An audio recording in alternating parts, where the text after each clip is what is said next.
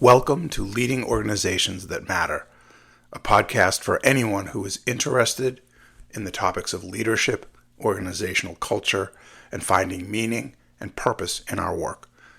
I'm Ray Spadoni, former CEO and current consultant, author, and speaker. Today's topic is Mission is the Way Out. Buddhist monk and prolific author Thich Nhat Hanh once said, "Know that your happiness and suffering depend on the happiness and suffering of others."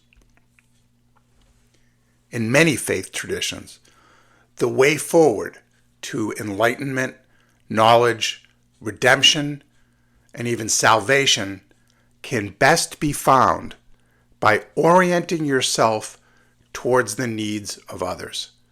By considering your own wants and needs less, you can become better fulfilled. I have heard clinical psychologists describe treating patients with debilitating conditions of depression and anxiety and the benefits of helping them to focus outward, to be less intensely directed toward their own inner state.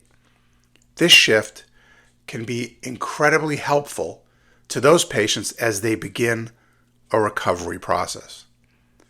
When I've worked with organizations in trouble, I often notice a considerable inward orientation, a great tendency toward the company's working conditions, and a culture that emphasizes the needs of employees and leaders. This is not inherently wrong or bad.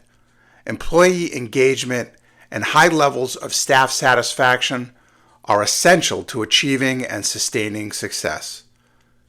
But in such inwardly oriented organizations, there often is something blatantly missing. The patient, the client, the customer. The needs of those who are served by these organizations can seem much like an afterthought.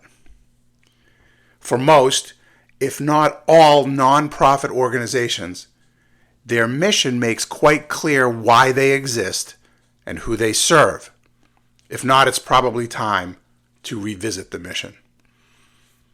Among other strategies designed to positively change the effectiveness and performance trajectory of an organization, I like to help them understand that an inward gaze needs to become redirected outward. I start with the mission. During leadership and all staff meetings, I will pivot a discussion toward the mission by asking how an issue will impact patients or what the customer service implications might be of a decision that's being discussed. If a particularly self-centered point is being argued, I won't immediately cut it off, but rather will ask the one making that point to reframe it in terms of what is in the best interests of those being served. It never ceases to amaze me how reorienting the organization toward its own historical mission in this way helps to reinforce positive and productive behaviors, while the absence of such an orientation will only further erode confidence, engagement, and ultimately employee satisfaction. Spiritual teachers and social scientists understand how important an outward orientation can be to reaching a desired state.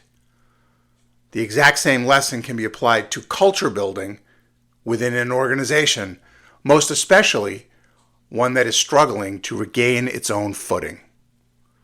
Start with mission. It's the way out.